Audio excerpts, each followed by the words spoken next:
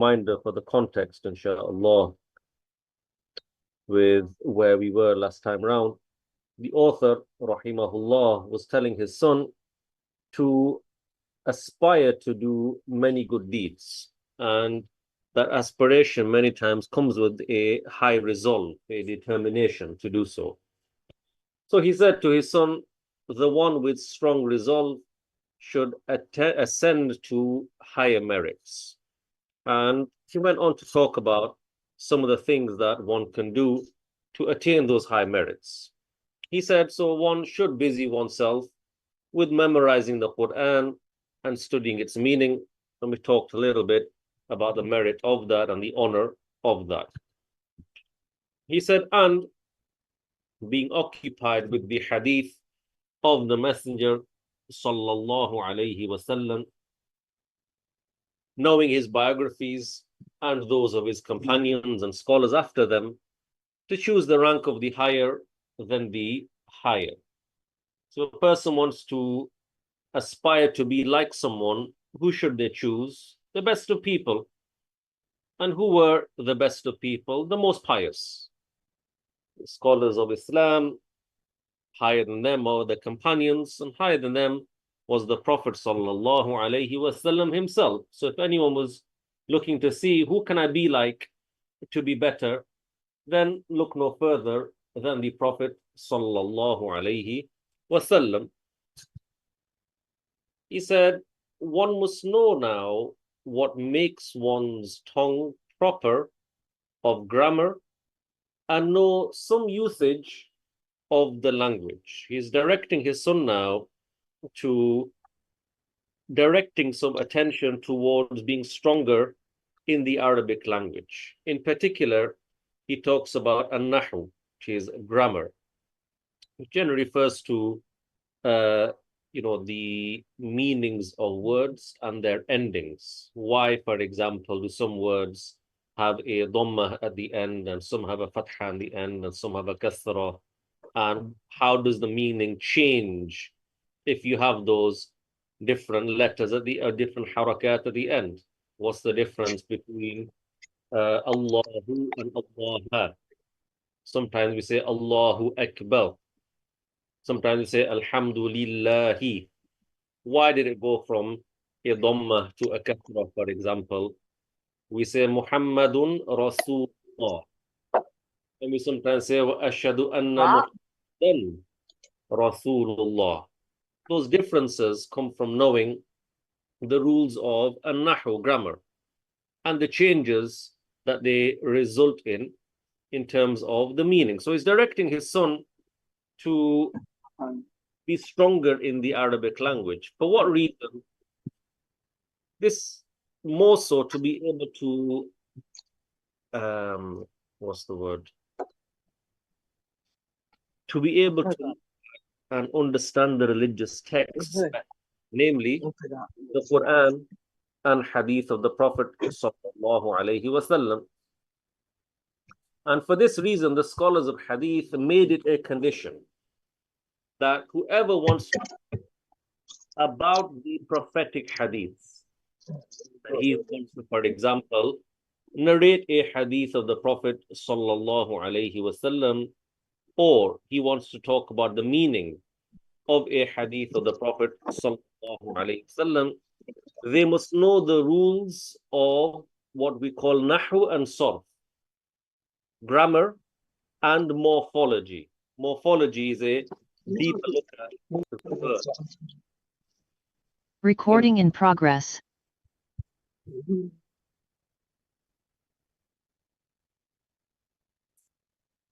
A deeper look at the verbs in the Arabic language, looking at, is there a difference between when a past tense verb is mentioned or a present tense verb is mentioned? Is there a difference when we say, for example, qatala and qatala? One letter might be different, yet that might result in a change in meaning, even though the root letters might be the same. So if a person wants to look at a hadith of the Prophet sallallahu alaihi wasallam, where a particular type of verb is used, or letters or particular words are used in an order that require you to know the rules of the Arabic language, then you need to know them before you start talking about these hadiths. And this is why our Shaykh, rahimahullah, said along these lines, النحو والصرف كلاهما شرط لقارئ الحديث خشية الغلط لكن هذا في السليقي سقط لأمنه من الوقوع في الغلط. This means the knowledge of both grammar and morphology, نحو and صرف, are necessary for whoever reads hadiths. So even if you want to open Sahih al-Bukhari, you want to open al-Arba'in al-Nawawiyah, you want to open any type of hadith book and read in there hadiths of the Prophet sallallahu alaihi wasallam, you need to have knowledge about these two fields of the Arabic language. Why? He said, out of fear of making mistakes. How else would you know where to place a dhamma or a fatha or a kasra or a sukoon? When would you know to omit a letter, for example, or why it's been omitted? All of this affects the meanings of those words, which therefore affect the meaning of the hadith itself.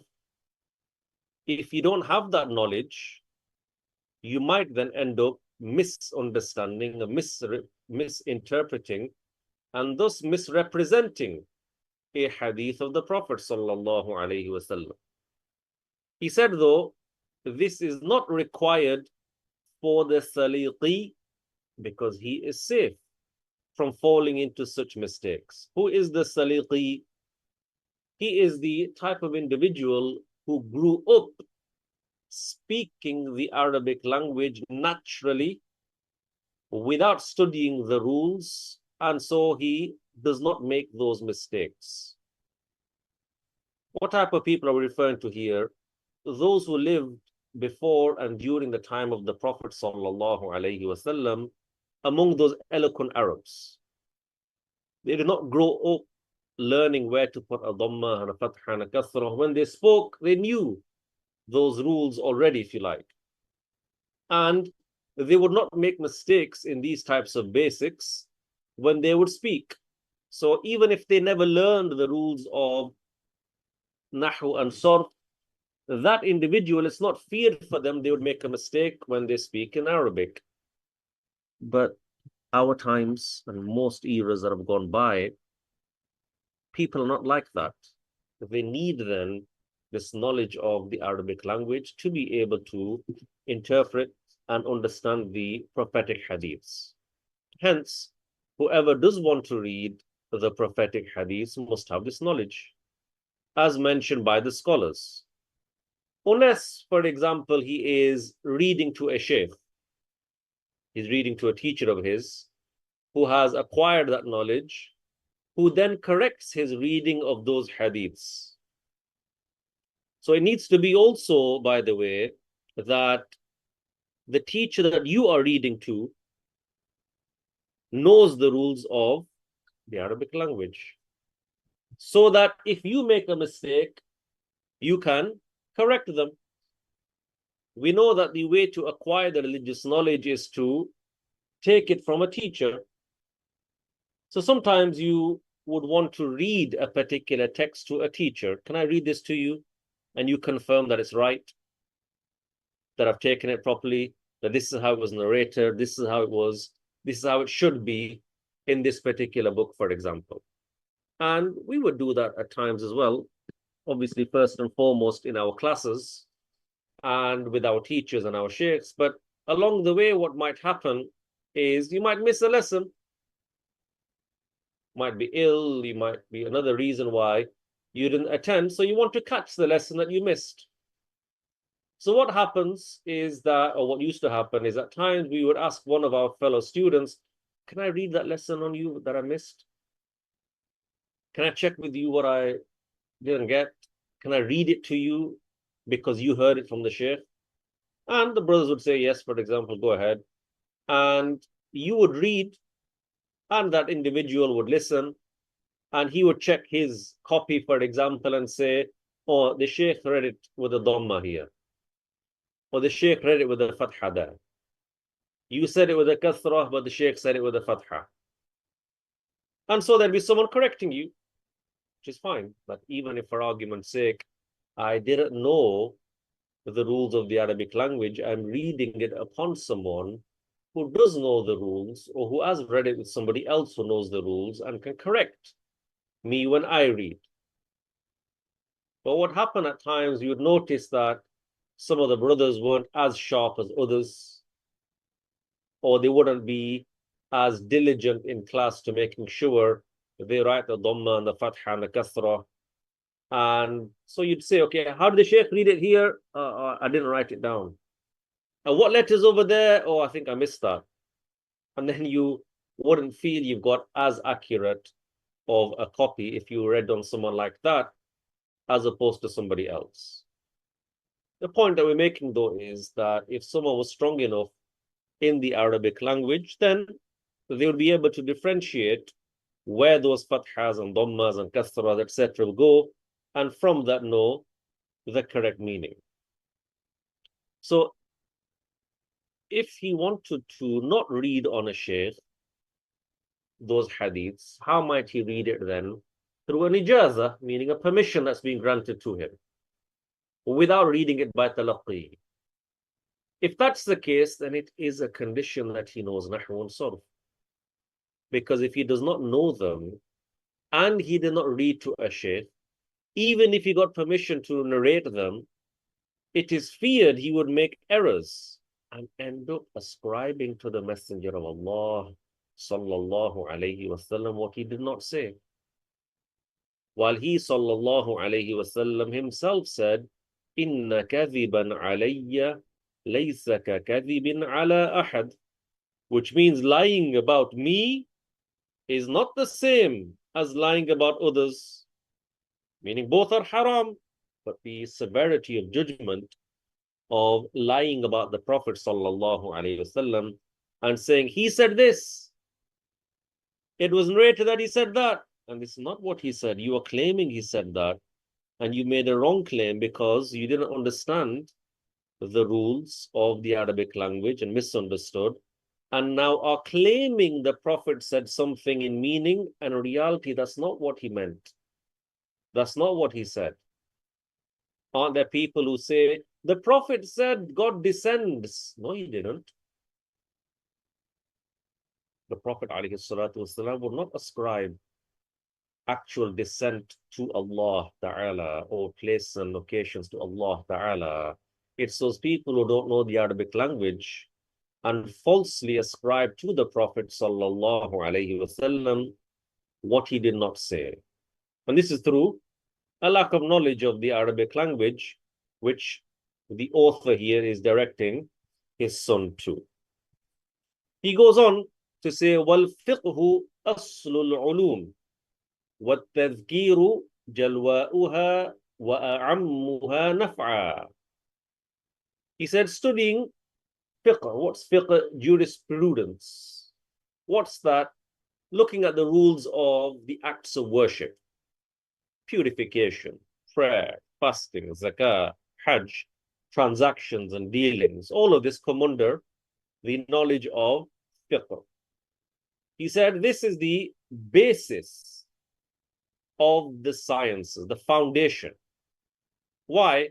Because it's the basis by which a person is able to correct his acts of worship and perform them as Allah ordered.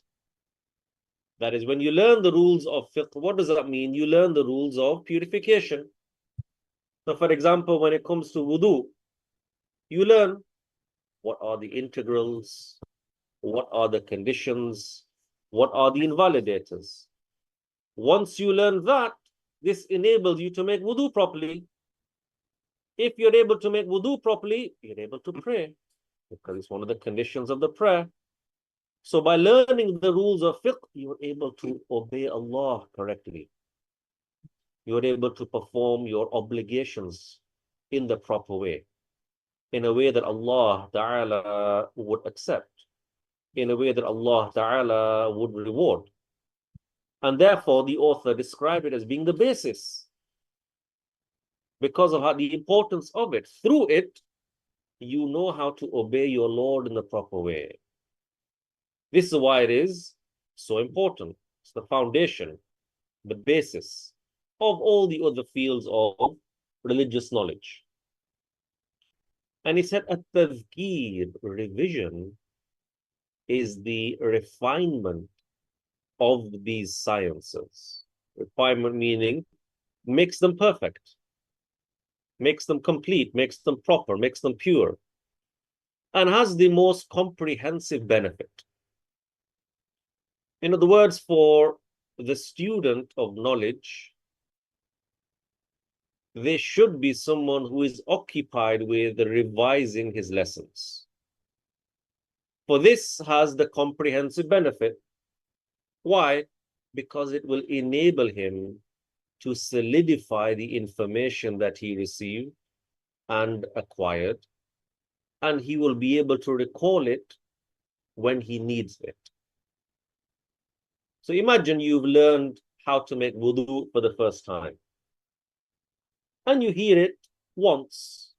The integrals are this, this, this. The boundaries of the face are here, here, and to here. And after the face, you wash this. And after that, you wash that. You heard it just once. Then the teacher said, I will teach you tomorrow how to pray, for example. And then it comes time to pray. And they say, when you start to pray, you need to face this direction. You need to be wearing this. You need to be looking over here. You need to say this. You need to do that. You need to then move into this position and that position, etc. And if you never revised how to make wudu, you moved on to something else now. But to be able to perform that something else, you need what you learned before, which is how to make wudu. But if you never revised and reviewed it, you might need that knowledge right now and you don't possess it. And what was the reason for that? A lack of revision. And so many times we attend lessons, we sit in sessions, we hear the teachers, we listen, we pay attention, it makes sense, we enjoy it, we benefit from it, sounds good, we understand it, and then all of that benefit goes. Why? Because we don't return it. Didn't we say that the human, it's within his nature to forget things? What's going to help him to not forget something? To repeat it, to review it, to revise it, to go over it again and again so that it stays in your mind. When you come across someone new for the first time and they tell you their name, and then you meet them again in a week or two, and you say, oh, what's your name again? And he might say to you, look, you only met me last week. I only saw you the other day. Didn't I just tell you? Yeah, I know you told me, but it's been a week, or it's been a few days, and I just don't remember. But if you saw this person the next day, and the day after the day that, and the day after that, and the day after that, and you spoke to him, you called him, you messaged him, you saw his name when you messaged him or called him, etc. What's happening? You're seeing that name again and again, using that name again and again. You won't forget it. And this is something the scholars of Islam paid a lot of attention to. Not just sitting in sessions and acquiring the knowledge for the first time, but making sure it stays with you. How? Through that revision, through that repetition, so that it is retained and it stays within your heart. So that it stays within your heart. And so the scholars of Islam used to spend a lot of time revising. There was a particular scholar who in his studying days. He used to study at a particular school which had 70 steps. So when he would take a lesson and it came to revising, like at the end of the day or after the day's lessons were completed, he would go to revise. And what he would do is he would take a judgment and he would want to repeat it so that it stays with him. How many times would he repeat it? He would take a step down and repeat it. Then another step down and repeat it. Then another step down and repeat it until he got to the bottom of those steps. So how many times had he repeated that judgment? 70 times. Then he moved on to another one. Read it, moved up a step. Repeated it, moved up the step. Repeated it, moved up another step. Until he got to the top. And then when he came back down, he moved on to another one. This was the diligence that was put in by scholars. This is what it means to be a true student of knowledge. That this level of commitment and dedication is put in, not just sitting in the class in the first place, not willing to turn up barely on time or just on time or catching some of the lesson, or if you're at the lesson then you're half paying attention, etc. No, even if you were fully diligent and alert and aware and in the moment and attentive, that's only part of the acquisition of that knowledge. You did that bit, that's a part of the journey of acquiring knowledge, which is you sat in the session in the first place. But then if you forget it, it's like you never had it. If you don't have that knowledge right now, then where is it? It's not with you. You don't benefit from it. And so it should be that the knowledge that you put effort in to learn and acquire, it stays with you. How's it going to stay with you? By repeating, by revising. And if you don't do that, eventually it will go. And one day you might feel you need it and it's not there. You want to teach somebody, what was it now? Happens to me. I get asked, for example, religious questions. I've learned the answers. I've learned the judgments. I don't remember now. I don't recall. I need to. Many times people have heard me give an answer. I need to review. I need to check again. I need to look back at my notes. Why? Because I have not revised some of those things often enough. And if I don't, I will forget. And so once there was a scholar who was in a particular house where there was an old woman present. And he would repeat and repeat and repeat and repeat that judgment. So much that the woman said, look, how many times are you going to repeat it? Even I've memorized it now. That woman who wasn't studying, but she was in the vicinity and she heard it repeated so much, she said, I've memorized it. He said, go on then. Repeat the lesson that I'm revising and repeating. So she did. Then he was absent for a few days and he came back. He said, repeat for me that lesson. She said, I forgot. He said to her, I'm repeating so that what happened to you doesn't happen to me. In the moment, you learned, you memorized it, you remembered it because it was being repeated again and again, then you stopped. When you stopped, you forgot. I didn't stop. I carried on revising so that I don't forget. And so this is something necessary that at times, especially with, alhamdulillah, some of the access that we have to the various lessons that are available to us in our localities, in our regions, face-to-face, online, on the phone, Alhamdulillah. And sometimes we are chasing after those lessons. Attend this one, half an hour, there's another one, 2 hours later, there's another one. Before you sleep, there's another one. When you wake up, there's another one. Alhamdulillah, good. But what about the bit in between? How much are you remembering of those lessons? Do you remember last week's lesson? How about the one you took 6 weeks ago? How about the one you took 3 months ago? How about the lesson you sat in 3 years ago? They were all beneficial, weren't they? All important, weren't they? What do you remember from them?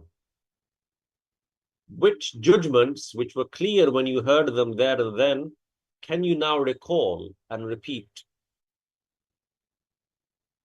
And if not, then the effort that you put in back then, it's gone now. You got the reward of attending and you might have benefited for a brief time while you remembered it, and then it's gone. It's gone. How's it going to come back? Well, did you make a note of it anywhere? Did you record it somewhere? Do you have something to go back to? This is why Sayyidina Umar radiallahu anhu said the knowledge is like prey that you want to capture. How are you going to capture that prey? Do you walk out empty-handed? Do you go hunting without a knife, without a bow, without an arrow, without a trap?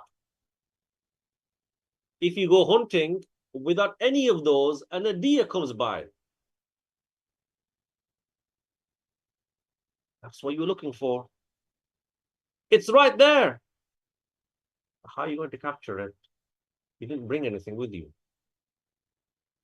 So you might look at it and it's there, but you have to let it go. It escapes. When you attend a session of knowledge, so many beneficial things get said. Yet if you don't come prepared to capture it, how? Umar radiallahu anhu said, by writing it. Then you might hear important things, beneficial things, virtuous things. But because you never made a note of it, you can't even tell your family member the next time you see them what you learned because you forgot it. You can't share it with co-workers, your spouse, your children. What was it again?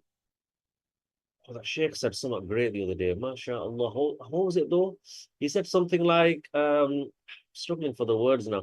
Something like, is that the level of diligence we want to put into conveying the religious knowledge? He said something like this, something along those lines. I recall a couple of words, but I can't fully remember. Well, that's natural that you can't fully remember. But didn't you write it anywhere? Didn't you make a note of it somewhere? Didn't you type or write or record and go back to that recording? This is essential. The scholars used to do this. Al-Bukhari, rahimahullah, used to acquire so much knowledge, he used to take a break at times. Break, we're talking, sometimes months. Why? You were on a holiday, chilling out, wanted to take a breather just to, charge his batteries? No. He was revising what he took. Then he would add to it. Revise, then add to it. The analogy that was given to us is that when you want to pile bricks upon bricks, when you put the cement in between, you just need to give it some time occasionally to let it set, solidify it. Then you build another brick on top. A layer of cement, let it dry, let it get strong, add the next layer. And this is how it should be, that we are putting that effort in to recall the information that we took, by repetition, by repetition, by repetition. Hence, by revising the knowledge, hence by revising, the knowledge will be perfected and one can benefit from it. And if it is gone, how can you benefit from it? This is why the scholars mention that the one who forgets the personal obligatory knowledge, even though you learned it, you fulfill the obligation, but then you forgot the personal obligatory knowledge, you are obligated to repeat it, to revise it again.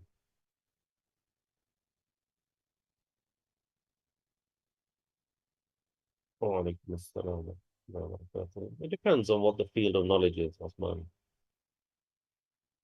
what it is that's being revised. Is it religious rulings? If so, then the meaning is sufficient. If you're talking about verse of the Quran and Hadith, then obviously it's not enough just to retain the meaning. The exact words need to be retained. So it depends on the field of knowledge that one is studying. Next, the author said, وقد رتبت في هذه المذكورات من التصانيف ما يغني عن كل ما سبق من تصانيف القدماء وغيرها بحمد الله ومنه فأغنيتك عن تطلب الكتب وجمع الهمم للتصنيف. The author said next, with praising Allah and due to His grace, I have organized in these subjects so many writings by which you can do without the writings of the old writers. So the author is telling his son that he has authored numerous texts in all the aforementioned fields of knowledge. That is, thus far, what has he advised his son to learn? Belief, fiqh, Arabic language, wa'az, that is preaching, and more. He's saying, I've authored in all of these fields already. I've got books in every single religious field that has been covered thus far. And it was rare that any author before him authored like him. Who are we talking about here? Al-Hafiz Ibnul Jawziyy, rahimahullah, that many scholars would be famous for a particular field of religious knowledge. You think of, for example, Ibn Hajar al-Asqalani. You think Hafiz of Hadith. That's what he was known for. You think of Al-Bukhari. You think Hafiz of Hadith. That's what he was known for. You think of perhaps a Nawawi, and your mind might go to a scholar of fiqh. You might hear certain scholars. At-Tahawi, you think, okay, he mastered the rules of Aqidah. And the like, meaning that the scholars might know many fields of knowledge, but they might be known for specializing in, authorizing in certain fields. Some specifics about Aqidah, some specifically about some specifically about Hadith, some specific about Tafsir and Tajweed and the like. But Ibnul Jawziyy, rahimahullah, was among those unique scholars that authored in all the fields. But you pretty much wouldn't find a field of religious knowledge except that he authored a book about it and was strong in it. And this is something that only a few select scholars were strong in, that they were able to master all the different fields of religious knowledge and be strong in them and author in them. Among those were Ibn al-Jawzi, rahimahullah. Among those was Al-Hafiz al-Suyuti, rahimahullah, among others. He himself said, I mastered every field of knowledge, I think he said, with the exception of maths. Everything else, he found that he was able to master it and wrote about it as well. So Ibnul Jawziyy is saying to his son, I've authored so many books already that you can do without the writings of other scholars. You don't even need to go to other books. I've got them ready for you. And he said, I relieved you of needing to fetch books and to exert effort to write some. That he's directing his son to take a hold of his books. Look, take my books that I've authored, study them, take them by talaqqi, sit in my sessions or other sessions of the scholars, and take advantage. It's already there, the work's done. Hence, he does not need to author anything himself from scratch.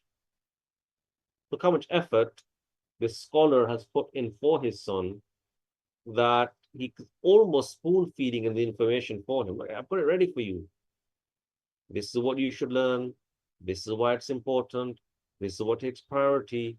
Here's the book for it. That is such care and compassion and diligence and dedication from the scholars. Rahimahullah.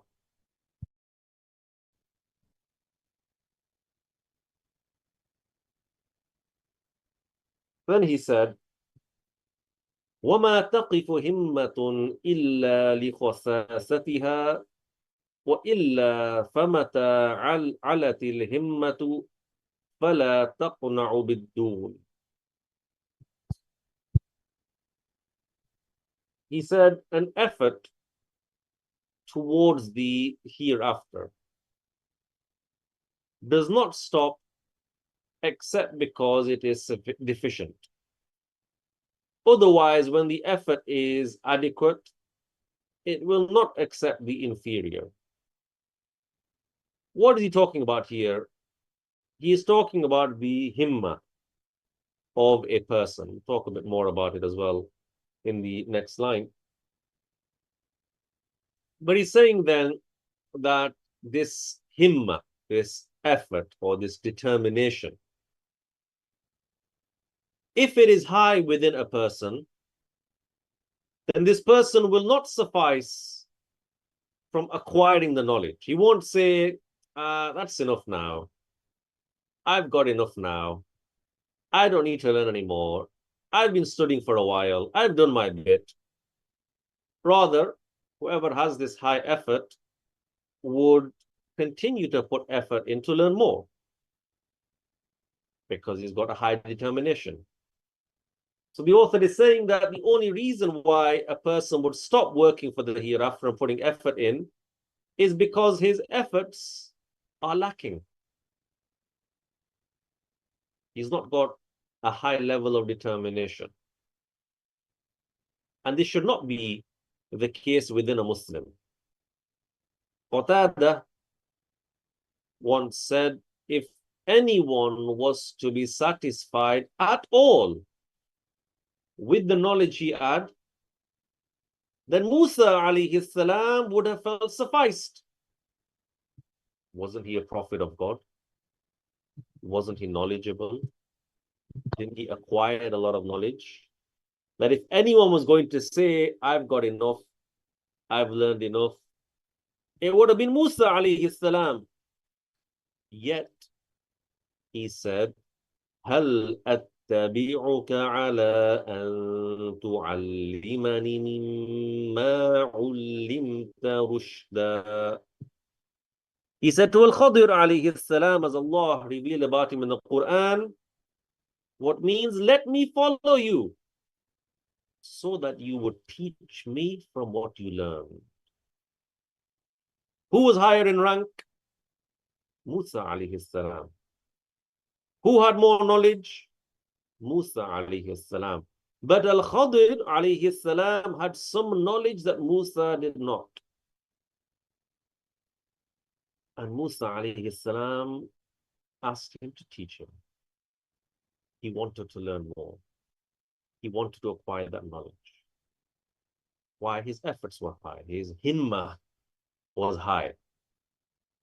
Likewise, Luqman Al-Hakim, rahimahullah, said to his son, "O my son, what level did you reach in your knowledge?"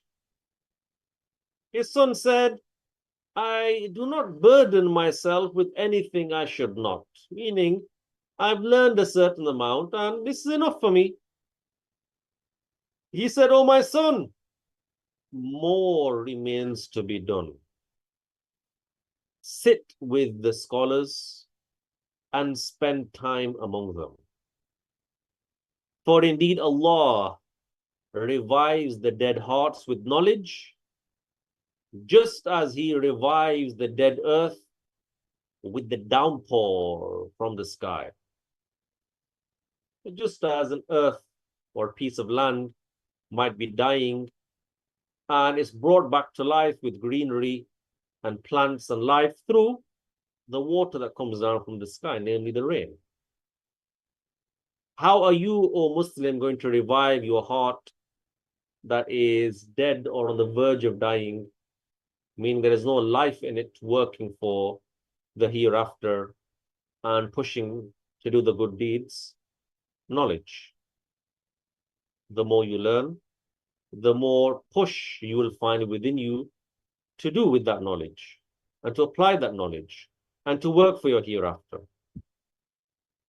Likewise, he used to say, "Oh, my son, do not learn the knowledge to be prideful with among the scholars." Don't say, "Look at me and what I've learned," be arrogant with it. He said, "Nor to argue and debate the masses with." Don't say, "I'm going to learn to disprove this guy and to refute that guy and to shut this guy up." And nor to be insincere with in sessions.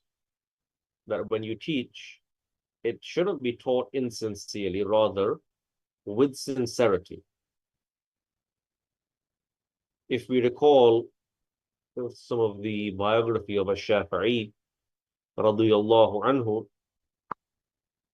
on the verge of a debate that he would have with a person of misguidance, out of his humility, out of his sincerity, he would say that, "I am not debating this individual just so that I can say I've broken him or refuted him or that I have shut him up. Rather," he said, "I am debating this individual so that the truth can be made apparent, either on my tongue or on his tongue." That was the reason, he said, why he was getting involved in this debate, for the truth to be made apparent to the people on his tongue or on the tongue of the other individual, while he believed he was on the truth. But he was being sincere with the knowledge that he was putting forward. And he said, radiyallahu anhu, on his deathbed, and the deathbed, once a person is on it, it's usually a time when they are most sincere. They wouldn't say things now falsely because there's no need. They're about to die. So if they're going to say anything, it's usually truthful.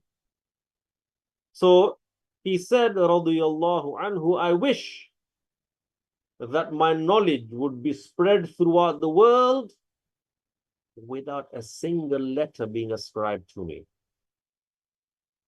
But I don't care that people say, this is Shafi'i said, this is a Shafi'i's knowledge." But he wanted the knowledge to be spread. This showed his sincerity when it came to the religious knowledge. And that's how it should be. The author said next, وَقَدْ عَرَفْتُ بِالدَّلِيلِ أَنَّ الْهِمَّةَ مَوْلُودَةٌ مَعَ الْآدَمِيِّ.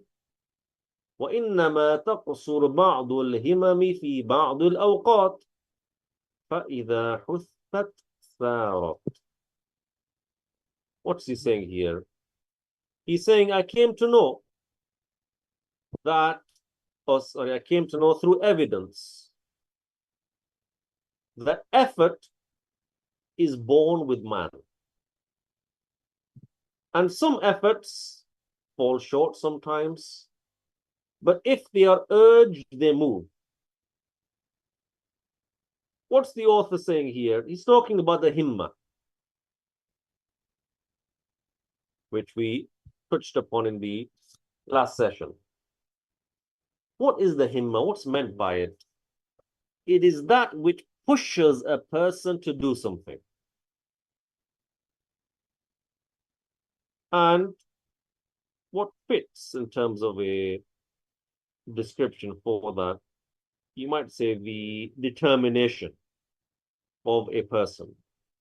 The word that's being used here is effort, which is fine. We'll use that as that's the translation that was put in. And what is being put forward here then is that this himma, this determination to do something, the effort to do something, can be described as either being high or low. And so what the author means here is that most people are born with this effort, yet some exert it to do virtuous deeds, while others use it to do bad. It varies within a person and what it is used for. So the author mentioned that some efforts fall short sometimes. That is, this himma within a person requires encouragement and stimulation. That you need to push yourself to do something. So let the person use this determination to push themselves to work for the hereafter. How might he do that? He might think about the life in the grave. He might think about the reward or the punishment of the hereafter. And that might be a reason for him to exert that effort to work for the hereafter. So there might be things that he thinks about that push him one way or the other. He might think about worldly things and then get lazy in terms of the effort that's required to work for the hereafter. And so we're saying then that this effort within some people, it falls short. But if they are urged, these efforts, these himmas of people are urged, they move. Meaning if a person urges himself to exert his effort to do acts of worship, then it will move in that direction. You force yourself, you push yourself, you remind yourself that, look, I've got a hereafter to work for, a day of judgment for my deeds. This should push you to work for that hereafter and do the good deeds.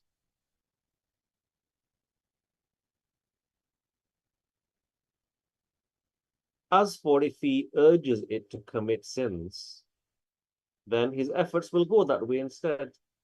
May Allah protect us from that. Meaning that the efforts of a person are usually within the control of an individual. You decide where you put that effort that you have. That each of us has an amount of effort that we have within ourselves. What are we directing it towards? What are we choosing to do with it? What do we want to do? Is it good or is it bad? So this is from a person within the means of a person.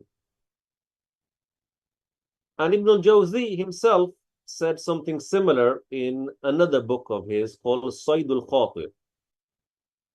In there he said, the wise one, the aqil, should seek the ultimate extent of knowledge. And if his determination is strong, it will take him to the highest of ranks. Getting that ultimate level of knowledge will take him to the highest of ranks. And thereafter, he should seek the utmost knowledge that pertains to knowing Allah. This will make him stronger in his belief in Allah Ta'ala. He said, and in general, one should not miss out on a merit that they can obtain, except that they should obtain it. That if you're able to acquire something good or do something good, then you should do it. You should not fall short in that. For being content with what is less than that, meaning being content with the bare minimum, not doing more even though you can, is the situation of those with weak determinations. What type of people? The lazy people. He continued to say, if you are able to come across every single scholar, then do so. Don't just say, I've got a teacher. I've got one person that I listen to or attend. Don't be content with that.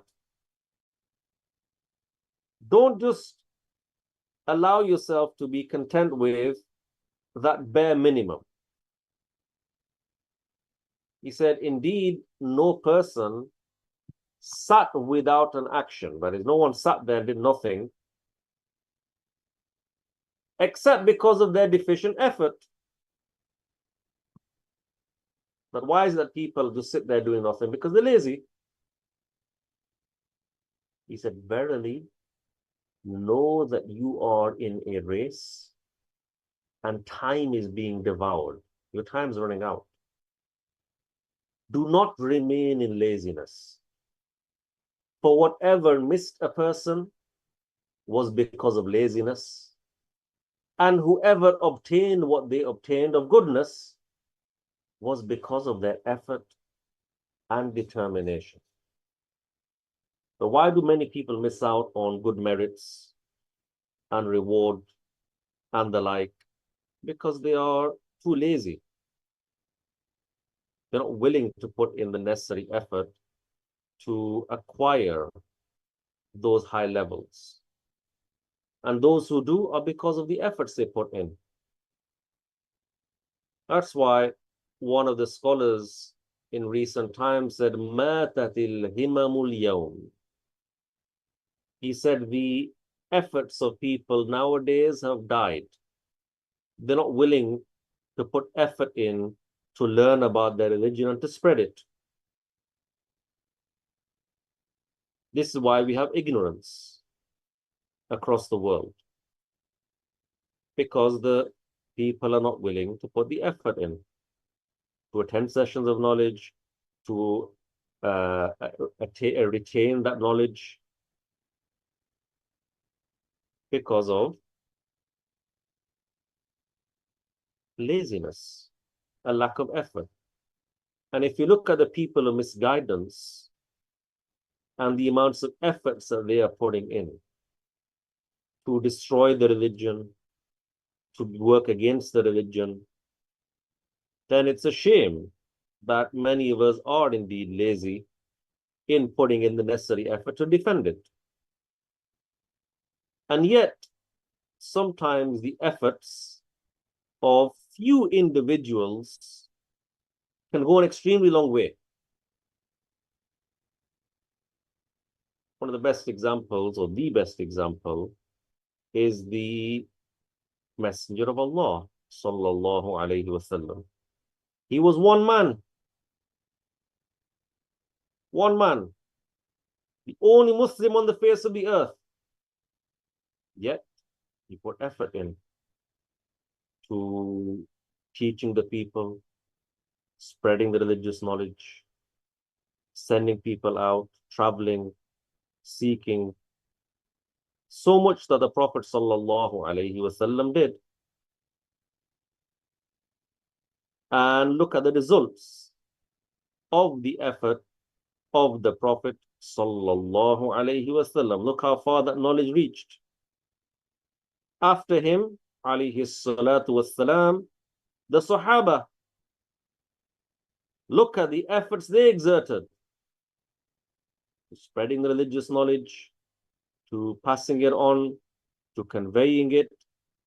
Look how far it reached in their era. Before the planes and the trains and the cars, they got the knowledge out to the east as far as China, to the west as far as Morocco. How did it get out there? The himmah that they had. They pushed themselves, they urged themselves, they had that strong determination to serve the religion and spread it. And look where that efforts got them.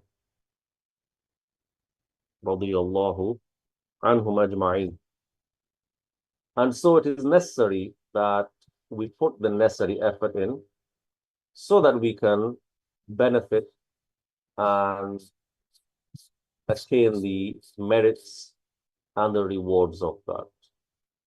May Allah Ta'ala facilitate that for us. I did intend to finish this section. This was the last slide. But we'll pause there, inshallah. We'll finish this off in the next session, bi'idhnillah, and then start section 3, inshallah. Barakallahu feekum, and Allah be exalted knows best.